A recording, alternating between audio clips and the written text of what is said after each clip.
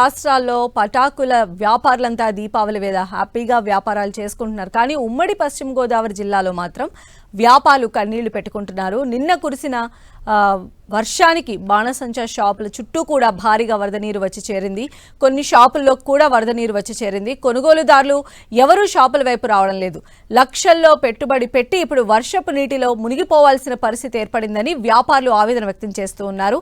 పశ్చిమ గోదావరి జిల్లాలోని పటాకుల షాపులపైన మరింత సమాచారం మా ప్రతినిధి శ్రీనివాస్ అందిస్తారు.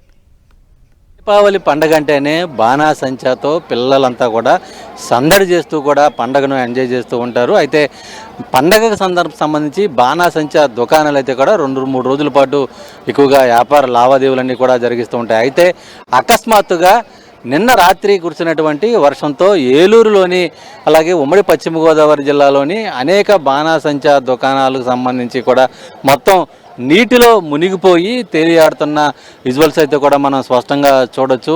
ఎక్కడికక్కడ అంటే పండగకు ముందు రోజు 2 రోజులు మాత్రమే వీళ్ళకి వ్యాపార లావాదేవీలు అవి కూడా కొనసాగుతూ ఉంటాయి. కానీ పండగ రేపు ఉన్నప్పటికీ కూడా నిన్న రాత్రి పెద్ద ఎత్తున వర్షం కురవడంతో మొత్తం ఏలూరులోని ఇండోర్ స్టేడియంలో ఏర్పాటు చేసినటువంటి దుకాణ సముదాయాలన్నీ కూడా మొత్తం ఇలా నీటిలో తేలియాడుతున్న సందర్భం అయితే కూడా ఉంది. ఒక పక్కన వర్షం, మరో పక్కన పూర్తి స్థాయిలో నిండిపోయిన సందర్భం అంతా కూడా మనం విజువల్స్లో కూడా స్పష్టంగా చూడొచ్చు.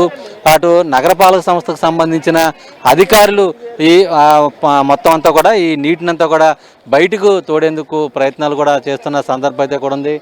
అయితే పరిస్థితి ఇలాగే ఉంటే తమ వ్యాపారాలు ఏంటని కూడా వ్యాపారస్తులంతా కూడా కొంత లబోదిబోమంటున్న సందర్భం అయితే కూడా ఉంది. అయితే ఈ వాటరు మొత్తం పూర్తి స్థాయిలో తగ్గడానికి కనీసం 2 రోజుల సమయం పట్టే అవకాశం ఉంటుంది. అయితే ఈలోపు మొత్తం పూర్తిగా ఎక్కడికక్కడ మొత్తం నీరు నిండిపోవడం, తర్వాత ఎవరు కూడా దుకాణాల దగ్గరకు వచ్చే పరిస్థితి ఉండదు. రాత్రి నుంచి కూడా వర్షం అండి, తెల్లవారుజామున వరకు వర్షం పడుతూనే ఉంది. మోకాళ్ళ లోతు నీళ్ళండి. ఇక్కడ ఏమవుతుందో కూడా మాకే అర్థం కావట్లేదు. వడ్డీలు తీసుకొచ్చి వ్యాపారం లాస్ట్ టైం కూడా ఇదే పరిస్థితి అండి. ఆర్డీఓ గారు చెప్పారు, కొన్ని సూచనలు చెప్పారు. ఆయన చెప్పిన సూచనల మేరకే మేము కూడా వ్యాపారం చేస్తున్నాం. కానీ ఆర్డీఓ గారికి స్పందించలేదు సార్. ఇలాగ వర్షం వచ్చిందండి అంటే ఏదో బుసక పంపిస్తానన్నారు, కానీ ఇంత మట్టికి కూడా ఏమి రాలేదు. ఎమ్మెల్యే గారికి ఫోన్ చేస్తే వెంటనే స్పందించి డ్రైనేజీ వాటర్ తోడేది ట్యాంకర్ పంపించారండి. ఎంత ఖర్చు పెట్టి ఈ షాపు ఇక్కడ పెట్టడం జరిగింది? తర్వాత మొత్తం సరుగ్గా ఎంత ఖర్చు పెట్టి? ఇంచుమించుగా మొత్తం టోటల్గా 2.5-3 లక్షల రూపాయల వరకు అవుతుందండి. సరుగ్గాను ఇక్కడ ఈ ఖర్చులు అన్నీ చూసుకుని. పోయిన సంవత్సరం కూడా ఇదే పరిస్థితి సార్. దేవుడు మమ్మల్ని కరుణించలేదు సార్. చాలా లాస్. వాటర్ అనేది వెళ్ళటం అనేది సహజం కాదండి. ఎక్కడి నుంచో వాటర్ అంతా ఇక్కడికి వచ్చేస్తుంది. అది మరి అంతే అండి, వ్యాపారం పోయినట్టేనా?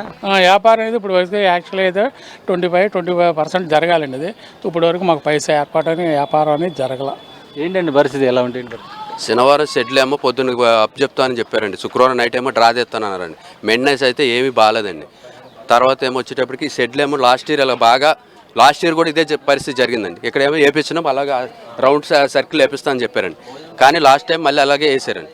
అలాగే మళ్ళీ ఇది జరిగిపోయిందండి. ఎలా జరుగుతుందండి? మాకేమో మెయింటెనెన్స్కి ఏమో 1,10,00,000-1,20,000 దాకా అయిందండి.